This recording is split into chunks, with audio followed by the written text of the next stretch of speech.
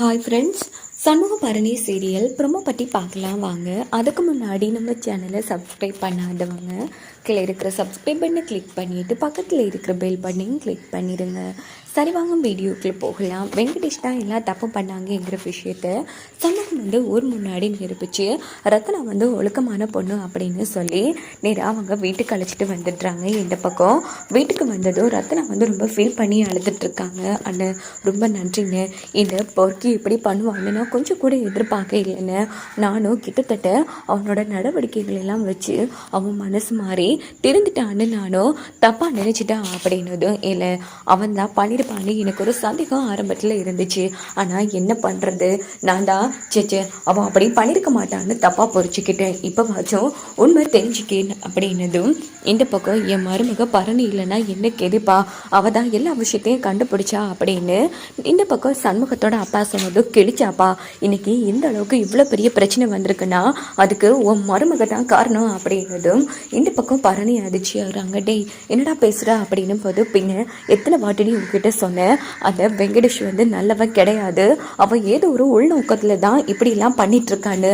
ஆனால் நாங்கள் அத்தனை பேரும் சொல்லி எங்கள் பேச்சை கேட்காம நீயா அவனை இந்த வீட்டுக்கு கூட்டிட்டு வந்த, இப்போ எந்த அளவுக்கு கொண்டு விட்டுருக்குன்னு பாத்தியா அப்படின்னு போது இந்த பக்கம் வீராலா அண்ணன் நடந்தது நடந்து போச்சு. மதனியும் ரத்னா அக்காவோட வாழ்க்கை நல்லா இருக்கணும்னு தான் நீன்னு அந்த வெங்கடேஷை கூட்டிட்டு வந்தா. இப்போ அன்னைக்கு என்னென்ன பிரயோஜனம் அப்படின்னு போது, ஏல நான் திட்டு வந்தால இன்னொரு வாட்டி இவ இதே தப்ப பண்ணக்கூடாதுல்ல, அதுக்காக தான் சொல்றேன், திட்டுடா திட்டு. இங்க பாரு, இந்த வீட்டில் இருக்கிற ஒவ்வொருத்தவங்களோட வாழ்க்கையும் நல்லா இருக்கணும்னு ஆசைப்பட்டேன். ஆனா இந்த மிருகம் பிடிச்சவன் இப்படி இருப்பான்னு நான் கொஞ்சம் கூட எதிர்பார்க்கல சண்முகம் அப்படின்னு பரணி சொன்னதும், எதிர்பார்த்துருக்கணும்ல, ஒருத்தன் திடீர்னு இப்படி மனசு மாறி வாரான்னா ஏதோ கண்டிப்பா ஒரு உள்நோக்கி இருக்கும்னு எதிர்பார்த்துருக்கணும். இங்க பாரு, முத்துப்பாண்டி மாதிரியா அவன் எப்போ இந்த வீட்டுல காலடி வச்சானோ அடுத்தடுத்த பிரச்சனைகள் நடந்துட்டே இருந்துட்டு, ஏன்னா அவன் தான் திட்டம் போட்டு எல்லாத்தையும் பண்ணியிருக்கான் அப்படின்னு நம்ம சண்முகம் சொன்னதும், சரி இப்போ திட்ட ஆரம்பிச்சுட்டால திட்டுடா அப்படின்னதும், ஆமாடி நான் திட்டு வந்தான், இங்க பாரு நீ மட்டும் அன்னைக்கு பேச்சை கேட்டிருக்க, இன்னைக்கு இந்த அளவுக்கு பிரச்சனை வந்திருக்காரு. என் தங்கச்சி கோணி குறுகி நின்று இருக்க மாட்டா, நான் இப்பவும் அடிச்சு சொல்லுவேன், எல்லாத்துக்கும் முழுக்க காரணம் நீ ஒருத்தி மட்டும்தான் அப்படிங்கிறது போதும். ஒன்று நடந்தது நடந்து போச்சு, இதுக்கப்புறமாவும் அந்த பொறுக்கி என் வாழ்க்கையில வேணான்னு கூடிய சீக்கிரமே டிவோர்ஸ் வாங்கி கொடுத்துரு அப்படின்னதும், கவலைப்படாதுல்ல, கண்டிப்பா நான் உனக்கு எல்லாம் வாங்கி கொடுத்துறேன் அப்படின்னு இந்த பக்கம் நம்ம சமூகம் ரத்னாவுக்கு ஆறுதல் சொல்லிட்டு இருக்காங்க. இன்னொரு பக்கம் பார்த்தோம்னா முத்துப்பாண்டி வெங்கடேஷை அரெஸ்ட் பண்ணி நேரா லாக்கப்பில் போட்டு அடின்னு அடிக்கிறாங்க.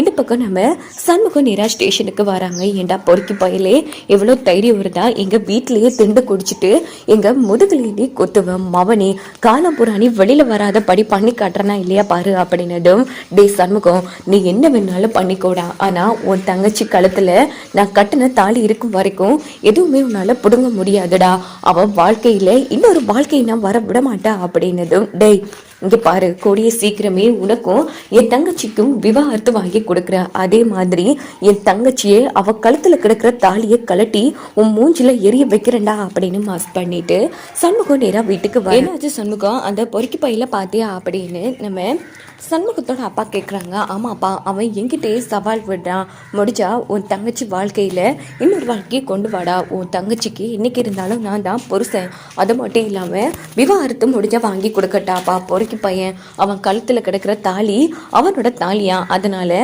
ரத்னாவுக்கு ஒரு வாழ்க்கை கிடைக்கவே கிடைக்காதான்னு என்கிட்டயே சவால் விடுறான் அப்படின்னதும், கண்டிப்பா ரத்னா இந்த கதையை கேட்டுட்டு நம்ம வெங்கடேஷ் அவங்க கழுத்துல கட்டிருக்கிற தாலியை அத்தெறியறதுக்கும் வாய்ப்பு இருக்கு. வாங்க வெயிட் பண்ணி பார்க்கலாம் என்னெல்லாம் நடக்கும்னு.